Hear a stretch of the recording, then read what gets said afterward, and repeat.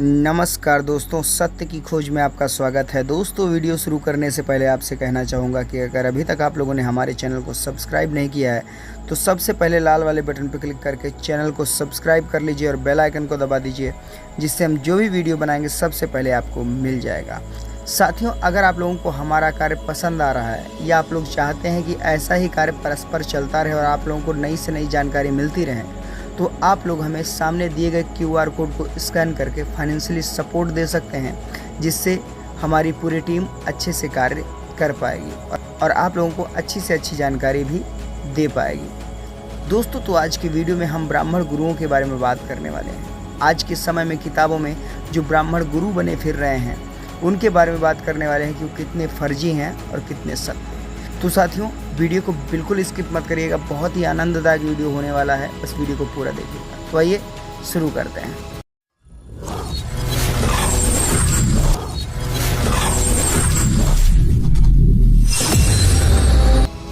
साथियों, ब्राह्मणों ने जो छल कपट करके हमारे देश के साथ बड़े बड़े कांड किए हैं, ऐसा तो हम सपने में भी कभी नहीं सोच सकते हैं। लेकिन जो भी घालमेल यहाँ पर अच्छे तरीके से हुआ है, तो उनके कई सबूत हमारे बीच में भी उपलब्ध हैं। दोस्तों, आज हम पहले नंबर पर बात करने वाले हैं गुरु द्रोणाचार्य के बारे में। गुरु द्रोणाचार्य वही हैं जिन्होंने एकलव्य का अंगूठा कटवाया था। हालांकि एकलव्य और द्रोणाचार्य की जो ये स्टोरी है, ये सच है या झूठ, इससे हमें कोई लेना देना नहीं है।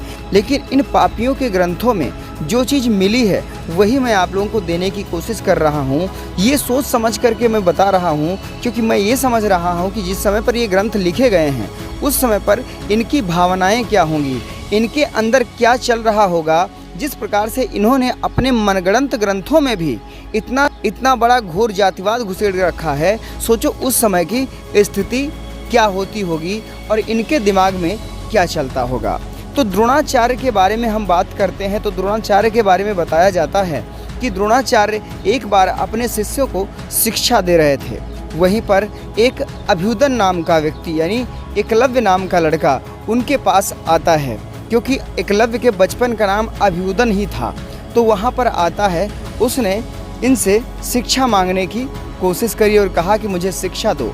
लेकिन इस पापी गुरु ने, पाखंडी गुरु ने इसलिए उन्हें वापस भेज दिया क्योंकि वो अछूत जाति से थे और कहने लगा, यहाँ पर सिर्फ क्षत्रियों को ज्ञान दिया जाता है, यहाँ पर तुम्हारे बस की बात नहीं है तुम शिक्षा ले सको, तुम्हारा काम है तीनों वर्णों की सेवा करना, इसीलिए तुम सिर्फ इन सब की सेवा करो।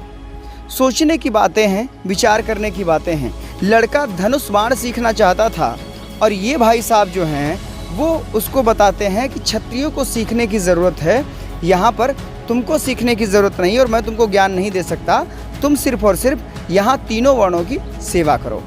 विचार करिएगा, समझिएगा, थोड़ा दिमाग की बत्ती जलाइएगा।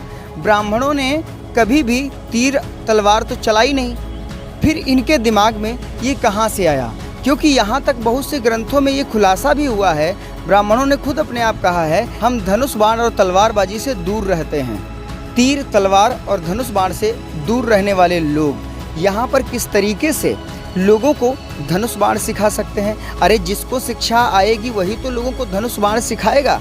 लेकिन नहीं, इन ब्राह्मणवादियों की फर्जी किताबों में एक फर्जी द्रोणाचार्य इकट्ठा कर दिया गया और उस द्रोणाचार्य के हाथों एक ऐसे पात्र को प्रताड़ित किया गया जो यहाँ पर आदिवासी कहा गया है। अब बात करते हैं आदिवासियों की, जिन आदिवासी समाज के वीर एकलव्य जी हुआ करते थे। आदिवासियों को धनुष बाण सिखाने की ज़रूरत नहीं है, क्योंकि वो बचपन से ही धनुष बाण सीखे हुए ही होते हैं, क्योंकि उनके घर में धनुष बाण का माहौल ही पला होता है। अब समझिएगा, जिनके घर में बचपन से ही वो माहौल हो, उस माहौल से उठ करके क्या कोई दूसरा अपना गुरु बनाने की कोशिश करेगा? लेकिन नहीं, इन ब्राह्मणवादियों को सिर्फ चीज़ हड़पनी थी, आदिवासियों का गुरु बनना था। इसीलिए पाखंडियों ने अपनी किताबों में साबित कर दिया कि मैं आदिवासियों का गुरु हूँ, अर्थात द्रोणाचार्य उनके गुरु थे जिनका नाम एकलव्य था। विचार करिएगा, लेकिन यह कहानी पूरी तरीके से फर्जी और सिर्फ किताबों में है, सच्चाई से इसका दूर दूर तक कोई लेना देना नहीं है। वो इसीलिए बोल रहा हूँ, आपको समझने की ज़रूरत है, क्योंकि ये लोग चाहते हैं हर प्रकार से हम ही गुरु बने रहें, हम ही कर्ता धर्ता बने रहें और यहाँ के जो लोग काम करने वाले लोग हैं वो लोग हमको पूजते रहें, जिससे सर्वश्रेष्ठ हम ही दिखाई दें। अब विचार करिएगा, जो लोग कभी धनुष बाण चलाए नहीं हैं और उनको बताया जाता है वो धनुष बाण सिखाया करते थे, वो सिखाया करते थे, वो सीखे कब, मेरी समझ में ये नहीं आता है। जब वो धनुष बाण सीखे नहीं तो सिखाएंगे कैसे? अब कुछ लोगों का मानना है जो द्रोणाचार्य जी थे वो परशुराम के शिष्य थे, तो परशुराम को भी धनुष बाण किसने सिखाया, मेरी ये समझ में नहीं आता है, क्योंकि वो भी तो ब्राह्मण थे। लेकिन ब्राह्मणों ने तो खुद खुलासा किया है कि यहाँ पर मैं धनुष बाण और तीर और तलवारबाजी से, युद्ध कला से हम लोग दूर रहते हैं। वो लोग ज्ञान देने का काम करते हैं लेकिन धनुष बाण चलाने का काम नहीं करते। लेकिन समझ में नहीं आता द्रोणाचार्य जी कौन सा धनुष बाण चला करके कौन सी चिड़िया मारा करते थे, चिड़ी मार थे क्या? लेकिन नहीं, सिर्फ ये पोप लीला है, ढोंग है और हमारी संस्कृति में बहुत बड़ा घालमेल है। समझिएगा और विचार करिएगा। दूसरे नंबर पे बात करते हैं चाणक्य की। चाणक्य को बताया जाता है कि चंद्रगुप्त मौर्य के गुरु थे, जिन्होंने यहाँ पर अखंड भारत बनाने में सबसे बड़ी मदद करी थी चाणक्य ने चंद्रगुप्त मौर्य की। लेकिन यह भी पूरी तरीके से फर्जी कहानी है, क्योंकि यहाँ पर चंद्रगुप्त मौर्य यानी मौर्य वंश को हड़पने की साजिश ही थी।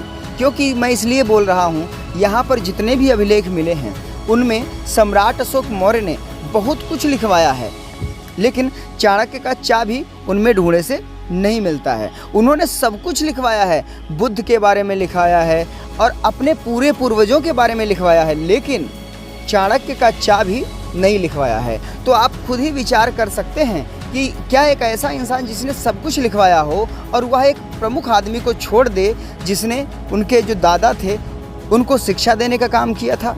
नहीं, ये ऐसा नहीं हो सकता। लेकिन बात यह है, यहाँ पर चाणक्य नाम के एक काल्पनिक पात्र को खड़ा करके यहाँ पर मौर्य वंश को हड़पा जा सकता था और वही इन पाखंडियों ने किया।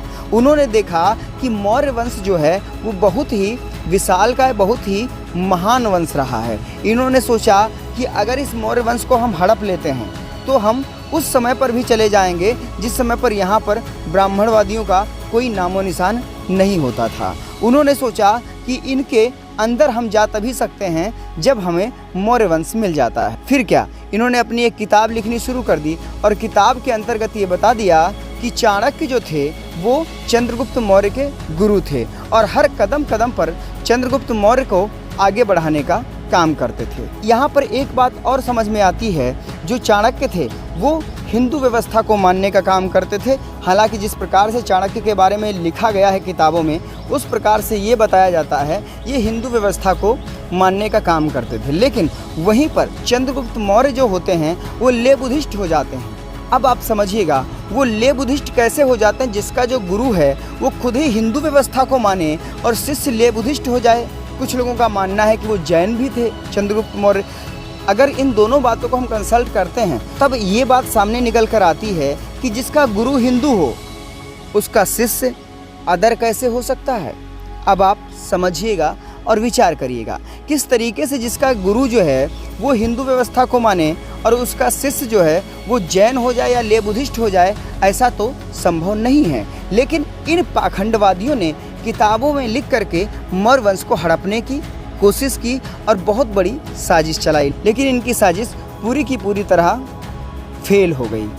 तो इससे साफ पता चलता है चाणक्य जो हैं पूरी की पूरी तरह कपोल कल्पित कहानियों से जुड़े हैं और सत्यता से इनका दूर दूर तक कोई भी लेना देना नहीं है। इतिहास से दूर दूर तक इनका कोई लेना देना नहीं है। साथियों, तीसरा एक नाम आता है जिनका नाम है रामानंद।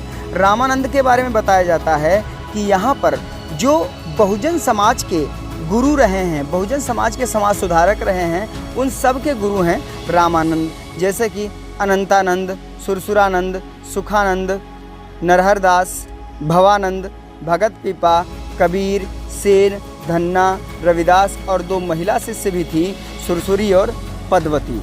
विचार करिएगा, समझिएगा। इसी बीच में अगर हम बात करते हैं तो इनमें अनंतानंद, सुरसुरानंद, सुखानंद और भवानंद, इन तीनों लोगों को तो हम समझ सकते हैं कि ये इनके गुरु हो सकते हैं, क्योंकि इनके नाम में भी मैचिंग है। पहले का माहौल ही ऐसा होता था कि गुरु शिष्य का नाम मैच करता था। तो इसमें हम समझ सकते हैं इन तीनों लोगों को कि ये 3-4 लोग जो हैं वो रामानंद के शिष्य हो सकते हैं। लेकिन संत कबीरदास, संत रविदास, नरहरदास, भगवत पीपा, सेन, धन्ना, ऐसे लोगों को यहाँ पर जो कि बहुजन महापुरुष हैं, इनको हड़पने की कोशिश में इन्होंने रामानंद का इन लोगों को शिष्य बता दिया। जबकि यहाँ पर कबीरदास जी लिखते हैं कि मैंने कभी शिक्षा ग्रहण नहीं करी, मैं कोई भी गुरु के पास नहीं गया, मैंने कभी कापी कलम नहीं उठाई, ये खुद वो बोलते हैं, लेकिन उनको रामानंद का शिष्य बताया जाता है। संत कबीरदास को भी हड़पने के लिए ऐसी चाल चली जाती है, संत रविदास जी को भी हड़पने के लिए ऐसी चाल चली जाती है, नरहरिदास को भी हड़पने के लिए ऐसी चाल चली जाती है। जिसके बाद कपोल कल्पित रामानंद का आख्यान हमारे बीच में आ जाता है। और ये जितने भी आख्यान हैं ये सब के सब 1500 ईस्वी के बाद में लिखे गए हैं और सभी महापुरुषों को देखने के बाद में लिखे गए हैं और लिखने के बाद इनको हड़पने की कोशिश की जाती रही है। संत कबीर ही नहीं बल्कि बनारस के समकालीन संत रविदास, गुजरात के संत दादू, राजस्थान के संत पीपा, महाराष्ट्र के संत धन्ना जाट को भी रामानंद का शिष्य बता दिया गया है। सोचने की बातें हैं ये कब तक ऐसे गिरते रहेंगे और समाज में कुरीतियां फैलाते रहेंगे। ये समझना आपको है, विचार करना आपको है किस प्रकार से पाखंडवादी लोग हमारे बीच में भ्रम फैलाते हैं और यहाँ पर हमारी मूल निवासी किताबों में घालमेल करते हैं, हमारे महापुरुषों को हड़पने की कोशिश करते हैं और पूरी की पूरी साजिश चलाते हैं। इस साजिश में जो फंस जाता है वो इनके गुण गाने लगता है और जो नहीं फंसता वो अच्छी तरीके से अपने महापुरुषों भी बोला जाता है। वही साथियों ये वीडियो कैसा लगा ये कमेंट बॉक्स में जरूर बताइएगा, अन्य लोगों में भी इस वीडियो को शेयर करिएगा।